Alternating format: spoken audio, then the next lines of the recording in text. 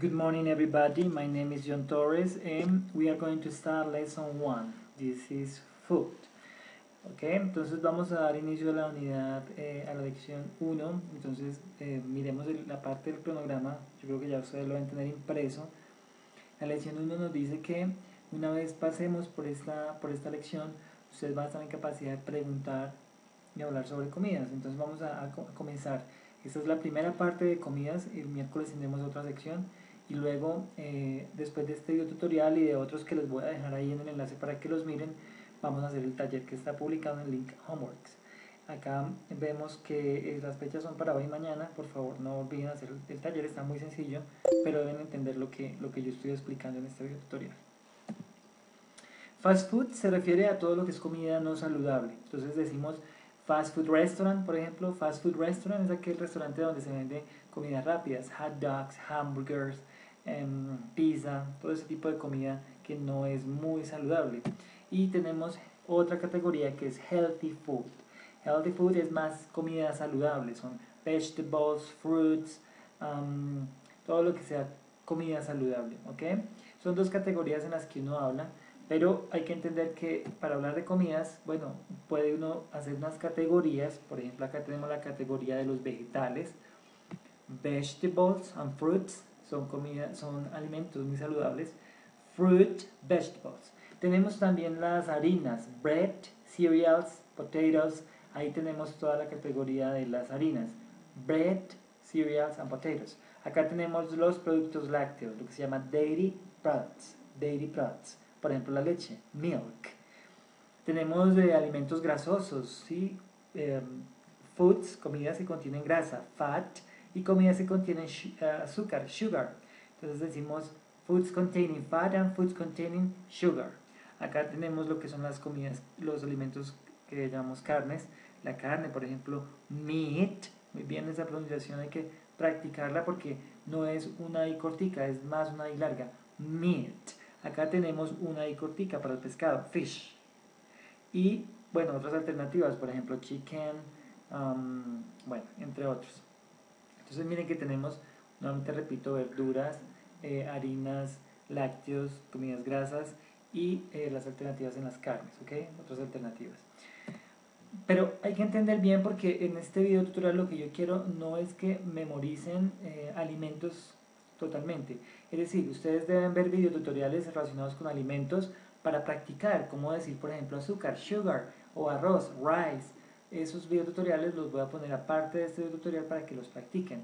Pero lo que me interesa y de lo que se va a tratar el taller de este videotutorial es de cómo preguntar por cantidad. Entonces acá tenemos dos categorías, how much, how many.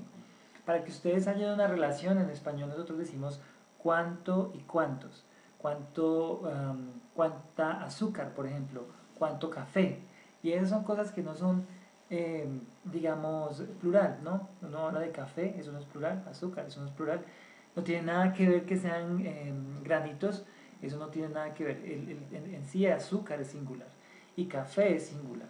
Y how many, entonces tenemos que para cuántos, cuántas, también tenemos esa posibilidad. Entonces en español tenemos cuánto, cuántos, cuánta, cuántas, ¿sí?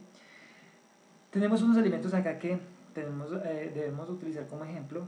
Miren, acá está el azúcar, sugar, el café, coffee, las pastas, noodles, el arroz, rice, los tomates, tomatoes, las papas, potatoes, los huevos, eggs, el aceite, oil, el ajo, garlic, la carne, meat, el agua, water, las zanahorias, carrots, y el pollo, chicken. Entonces, la pregunta es, bueno, ¿cuánta azúcar? ¿Cuánto café? ¿Cuántas pastas? ¿Cuánto arroz? ¿Cuántos tomates? Miremos esta nueva imagen, y acá ya organizamos dos categorías, how many, how much. Entonces, how many, siendo cuántos o cuántas, tiene que ir con plurales, miren. Entonces, cuando usted se pregunte en inglés, ¿cómo voy a preguntar por cuántas papas? Ah, pero ya sé que es plural, entonces con how many. How many potatoes? How many tomatoes? ¿Cuántos tomates? How many eggs? How many carrots? How many noodles? Entonces ya sabemos que estamos preguntando por cantidad. Pero si pregunto por algo que no es